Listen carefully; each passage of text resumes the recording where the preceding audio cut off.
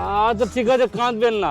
আমি একটা কথা বলছি, এখন যদি আপনার ভাই আপনার সামনে আসে তাহলে আপনি কি করবেন? কি আর করবো, করতে তো অনেক কিছুই চাই, কিন্তু ভাইকে আর কি করব বলেন, আপনি বলেন।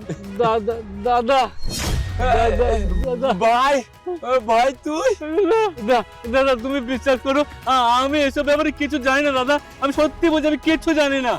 আমি বাড়ি থেকে আসার পর আমি তোমার বৌমাকে জিজ্ঞেস করেছিলাম যে দাদা কোথায়, কিন্তু তোমার বৌমা বললো যে দাদার নাকি শহরের বাড়িতে ভালো লাগছে না, ওই জন্যই গ্রামের বাড়িতে চলে গেছে। আর আমিও এসে কাজে এতটাই ব্যস্ত হয়ে পড়েছি যে গ্রামের বাড়িতে যাওয়ার সুযোগই পাইনি। চলো দাদা চলো, তোমাকে আর এখানে থাকতে হবে না দাদা, চলো। আমি দেখছি কে তোমাকে বাড়ি থেকে তাড়ায়। এই পৃথিবীতে এমন কোনো শক্তি নেই দাদা যে আমাদের দুই ভাইকে আলাদা করে দেবে। ভাই